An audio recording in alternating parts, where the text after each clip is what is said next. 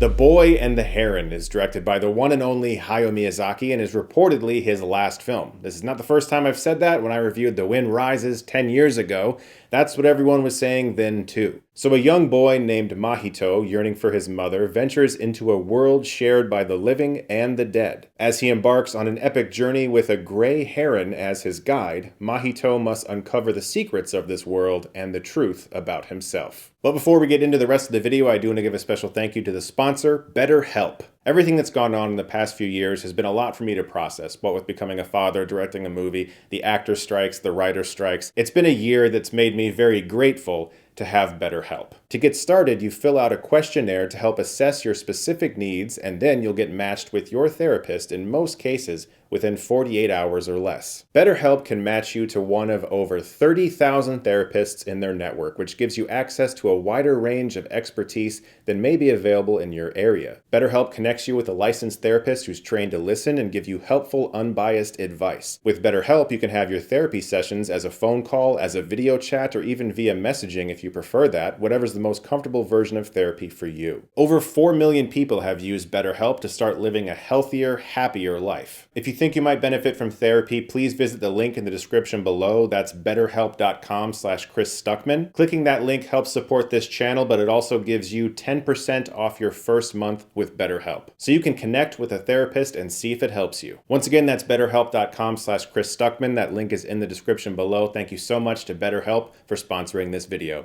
This is probably, unfortunately, the last time we'll see a new Hayao Miyazaki film in a theater. And it took me longer to review this than normal because the first time I saw the movie, I wasn't really prepared for it. I went in with the wrong mindset. I didn't watch any trailers because it was released in Japan without any trailers, just a poster. And I was like, you know what? Even though the US has trailers, I'm going to honor that decision and I'm not going to watch any of them. And I went to the movie knowing the original Japanese title of How Do You Live, but seeing that it was changed to The Boy and the Heron made me think it was going to be a somewhat more easygoing watch. And I was wrong. I wasn't prepared for how complex the film was, how deep it went into specific issues, and how it wasn't really an easy watch. Admittedly, the film can be a bit confusing. So I saw it a second time with all that in mind. Now I've seen the English dub as well as the original Japanese language version, which I can say is definitely the better version. I don't mind English dubs. In fact, I like watching English dubs quite a bit. I think some of them can be made with a lot of skill. And I'm not saying the English dub is bad, but having seen both versions, I think the Japanese one holds up and feels more like the right tone for the movie. Although Robert Pattinson as the Heron is insane. I never would imagine that sound coming out of him. Since the US title is The Boy and the Heron and the original Japanese title is How Do You Live, I have to ask myself which one I like better. And I think, having seen the film twice, the answer is obvious. How do you live? And that title change could actually be one of the biggest reasons I wasn't really prepared for the movie, because The Boy and the Heron sounds more like a fun movie that you can sit down and relax and watch, like a Kiki's Delivery Service or a Ponyo, something that isn't going to necessarily challenge you. And I think that's probably why it was changed, because How Do You Live sounds considerably more like a movie that's ready for introspection, that's going to ask something of you as an audience member, and it's the much better title in my opinion. Every artist of any medium puts a little bit of themselves into their work. If you're a painter, you're probably painting things that inspired you or that haunt you or that you saw in your dreams. If you're a filmmaker, you're making movies that meant something to you, that connected with you in some way. Same with an author, whatever. Everyone puts a little bit of themselves into their work. Miyazaki especially. His films have shown a love for aviation, have expressed grief and loss that he's gone through in his life, and a lot of his protagonists relate to his life in some way or another. And this film feels just as personal, in fact, probably more personal than any of his works, because you can look at this movie and read so much into it if you know anything about Miyazaki's life or his history when it comes to the loss of his mother, what his father did for a living, what Miyazaki might think is expected of him as an artist, as someone who has essentially held up an empire for many decades. The journey that Mahito goes on in the movie can feel rather convoluted and disjointed. Certain creatures down there will float upwards, and we're told that they will become living beings on the real world side of things.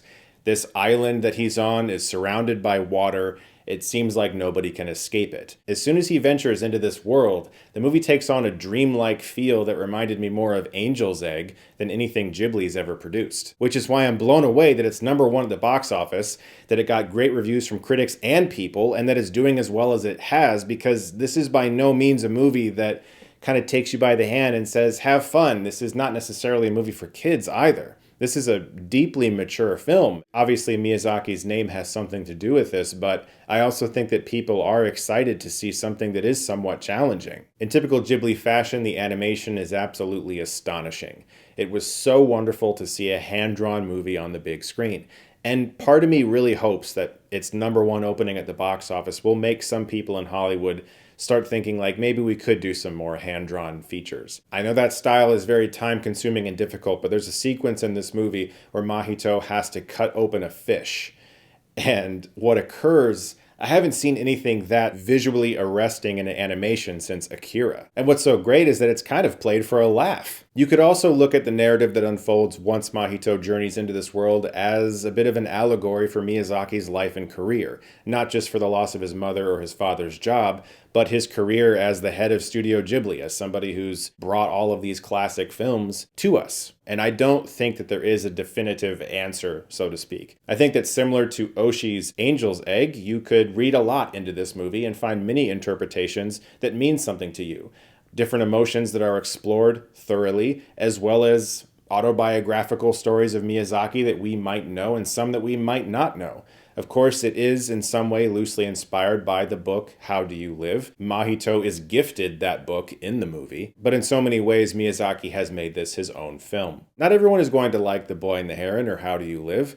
Because it is not exactly an easy movie. It is a rather difficult one that doesn't immediately give you all of the answers and might be a little too confusing, but I do think that it is an extremely well-animated, gorgeous movie with an amazing Joe Hisaishi score, and I also think that it is a movie that people will talk about for many, many years for that very reason. It doesn't want to make this easy for you. It wants to present you with ideas, thoughts, and themes, and then let you take it your own way. And I think that that is really only the type of movie that a true master can make, because they've already proven themselves. And so now they're going to make a film that is just as beautiful as their other works, but is going to make you sit back and think for a very long time. And I love that. So if you haven't seen the movie, I really think you should check it out. It's worth your time. Guys, thank you so much, as always, for watching. Look forward to more videos very soon. And if you like this, you can click right here and get Stuckmanized.